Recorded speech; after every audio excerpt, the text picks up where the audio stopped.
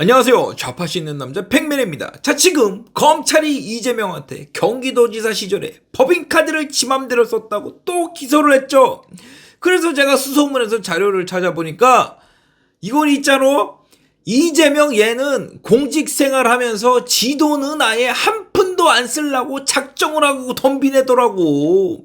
맨 꼭대기에 제너시스 G80은 경기도 앞으로 관용차를 한 대 뽑았는데 여기에 지네 아파트 주차딱지를 딱 붙이고 차고지는 무슨 동네 행정복지센터로 등록을 한 거예요. 그래서 이재명 김혜경이 이 차를 어떻게 몰았느냐? 경기도청 차고지에 들어갈 필요가 없으니까 평일이건 주말이건 간에 지들 마음대로 배차 주르륵 해가지고 아예 지들 개인 차처럼 몇 년 동안 신나게 쓴 거요. 그리고 여러분들 경기도에 김혜경 팀이 있었던 거 다들 알고 계시죠? 그래서 김혜경이 경기도 법인카드로 초밥 사다 나르고 소고기 사다 나르고 또 지 밑에 것들 먹이겠다고 과일을 한 달에 100만 원치 긁고 다니고 매일같이 샌드위치에 아주 난리 다녔잖아. 그래서 검찰이 계산한 이재명 김혜경의 배임 금액이 얼마냐? 여러분들도 다 들으셨다시피 4년 동안 얼추 잡아서 1억이 넘는다는 거죠. 그러니 이 밑에 안 보이는 금액들은 얼마나 많겠냐고요. 여러분들 깨진 유리창의 법칙이라고 다들 알고 계시죠? 어느 동네에 깨진 유리창이 하나라도 방치가 되면 그 동네는 100% 우범지역이거나 아니면 머지않아 우범지역이 될 확률이 아주 높다는 이 깨진 유리창의 법칙이요. 그러면 이 법칙이 왜 나왔을 거라고 생각해?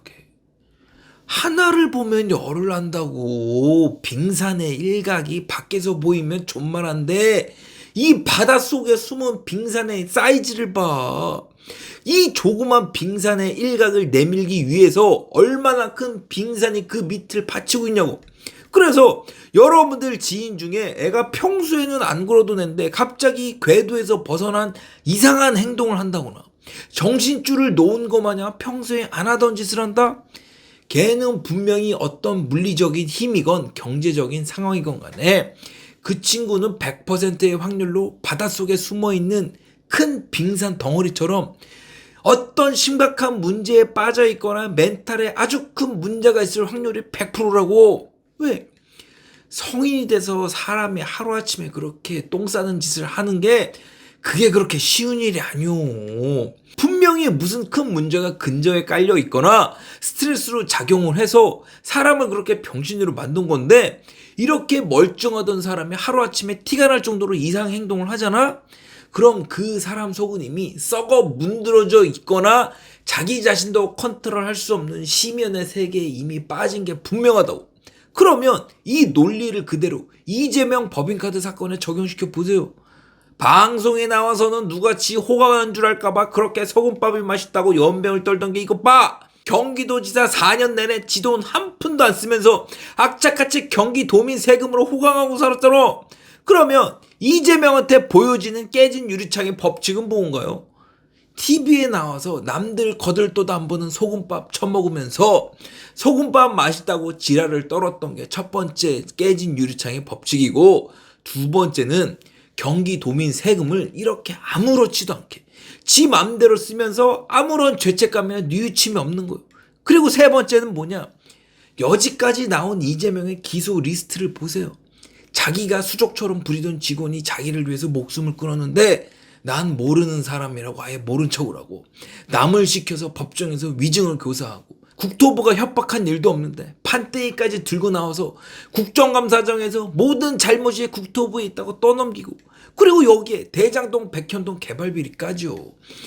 진짜 이재명이 했던 짓을 가만히 생각을 해보면 정말 하나부터 열까지 와, 진짜 어쩌다가 이런 놈이 대한민국에 태어났냐라는 생각이 들고, 민주당은 어쩌다가 이런 놈을 당대표로 뽑아서 그렇게 목이 메어 있는지 난 그게 그냥 신기할 뿐이라고. 그러면 제가 여지까지 말했던 이재명의 행적들을 머릿속에 염두에 두고 동시에 깨진 유리창의 법칙과 빙산의 일각을 연상하면서 과연 이재명이 대통령이 되면 무슨 일이 벌어질까 또 한번 생각을 해보세요.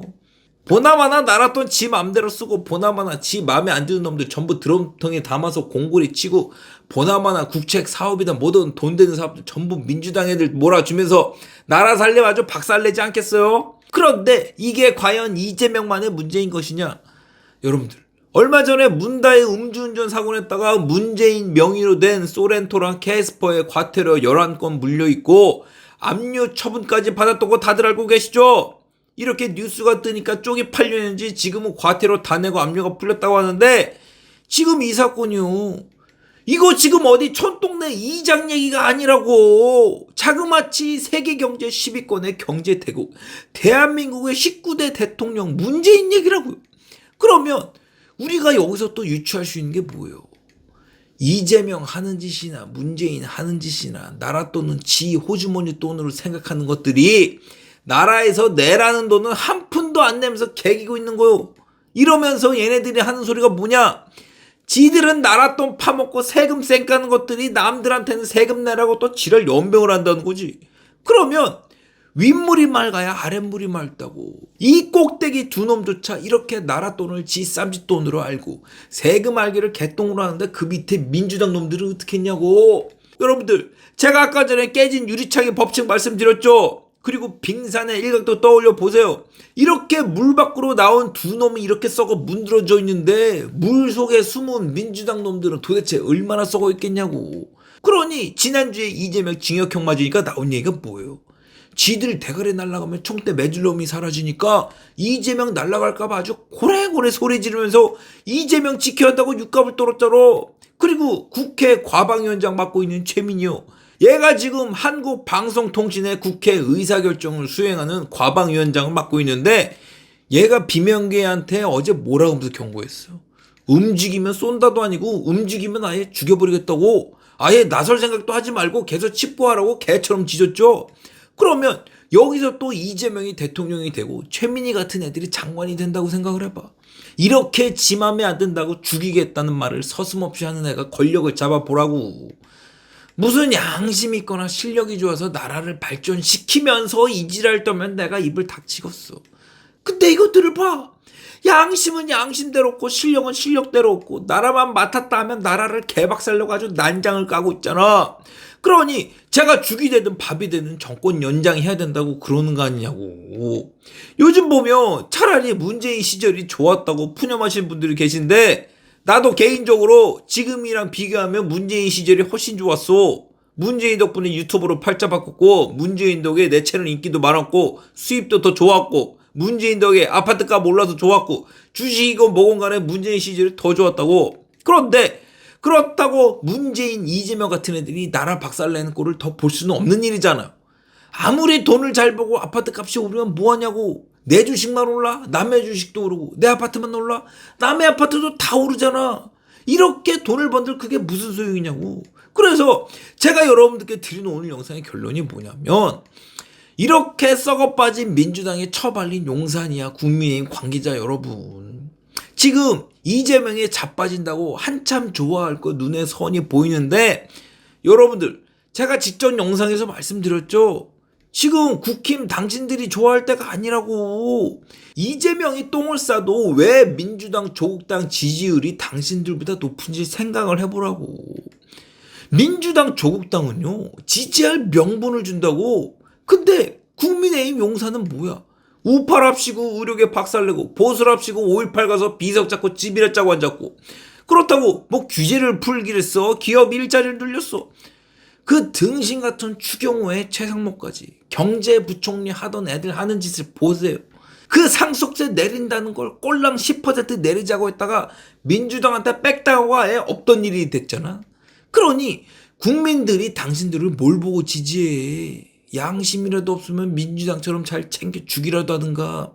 나라도 못 바꿀 내시들이 거기 앉아도 쫄래쫄래 뭐하냐고. 그렇게 불알 잡고 쎄쎄쎄 하고 있으면 나라가 바뀌어? 그런다고 정권 연장이 되냐고.